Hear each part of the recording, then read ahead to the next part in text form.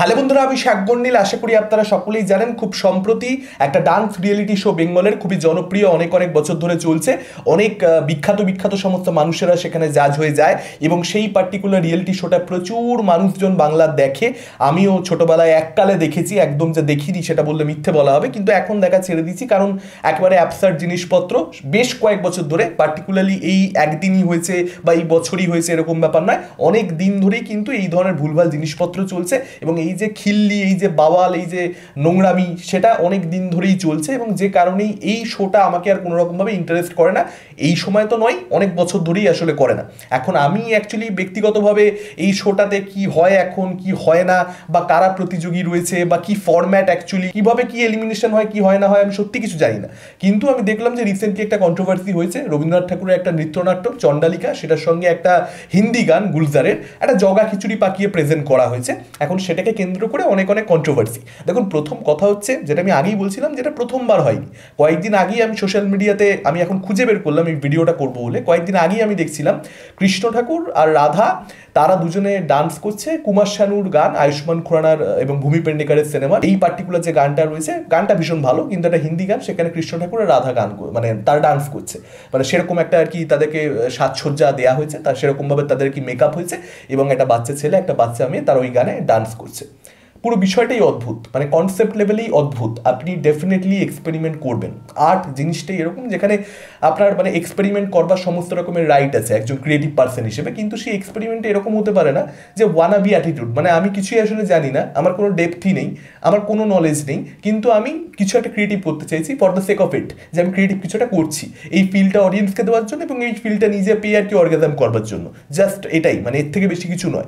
নাহলে একটা হিন্দি গান, কুমার শানু সেখানে কৃষ্ণ এবং রাধা ডান্স করছে, এর থেকে অদ্ভুত বোকা বোকা সিলি জিনিস কিছু হতে পারে না। ইনফ্যাক্ট এই যে বর্তমানে জিনিসটা ঘটেছে রবীন্দ্রনাথ ঠাকুরের চণ্ডালিকা এবং সেটার সঙ্গে একটা গুলজারের তেরে বিনা জিন্দাগি মে কই, ওই গানটাও খুব ভালো গান, ডেফিনেটলি ওই গানটা আমার খুব সুন্দর, মানে খুব সুন্দর লাগে, গাই, গানের লড়াই হলেই ওই গানটা চলে আসে। কিন্তু আপনি কিসের সঙ্গে আসলে কি মেশাচ্ছেন সেটা সম্পর্কে আপনার কিন্তু একটা দখল থাকা দরকার, মানে নাহলে ওই অষ্টমীর খিচুড়ির সঙ্গে ঈদের সিমুই হয়ে যাবে এবং সেটা মিশে গেলে কি হয় আমরা সেই সময় দেখেছিলাম পাবলিক কীরকমভাবে ট্রল করেছিল এই পার্টিকুলার ব্যক্তিটিকে, এবং সেই জিনিসটাই এখনো হচ্ছে।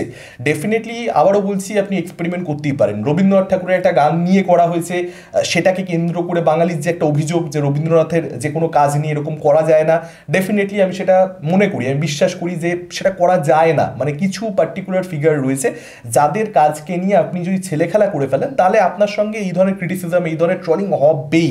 তো আপনি যদি সেই এক্সপেরিমেন্টটা করতে যান, সেক্ষেত্রে আপনার প্রচণ্ড নলেজ থাকতে হবে, আপনাকে প্রচণ্ড ক্রাফটি হতে হবে, সেই রিস্কটা আপনি তবেই নিতে পারেন। এবার আপনার সেগুলো নেই, যে কোনো কারোরই খারাপ লাগবে, অনেকের রাগ ধরবে, যারা বিশেষ করে এই ফিল্ডে কাজ করে তাদের রাগটা আমার কাছে খুব অবভিয়াস এবং আমি তাদের সঙ্গে সম্পূর্ণরূপে সমর্থন জানাচ্ছি। আমার সেভাবে রাগ ধরে গেছে তা বলবো না, রাদার আমি অনেস্টলি বলছি আমার জিনিসটা দেখে খুব হাসি পেয়েছে এবং আমি যতবার দেখছি আমার হাসি পাচ্ছে যে কেউ কতটা মূর্খ হলে এই দুটোর কম্বিনেশন একসঙ্গে, মানে এটা কিছু ক্রিয়েটিভ হচ্ছে না। এটা আমি আবারও বলছি যে আপনি জোর করে ক্রিয়েটিভ হতে যাচ্ছেন। আমরা যেটা পারি না সেটা আমরা করতে যাচ্ছি কারণ অন্য কেউ করে সেটা সফলতা পাচ্ছে এবং সেইটা দেখে আমরাও কিছু একটা করতে গেলে তখন এরকম ঘেটে করে ফেলবো। কারণ যারা এই ফিউশন জিনিসটা করে তারা হাইলি কোয়ালিফাইড এবং যদি সেটা সঠিকভাবে হয় সেটা করবার জন্য অনেক ক্রাফট প্রয়োজন নেই, ক্রাফটটা কিন্তু আমি করবো, দুটোকে মেশাবো, এটা হতে পারে না। তো জিনিসটা একদমই খিল্লি লেভেলের হয়ে গেছে এবং এটা হওয়া উচিত ছিল না।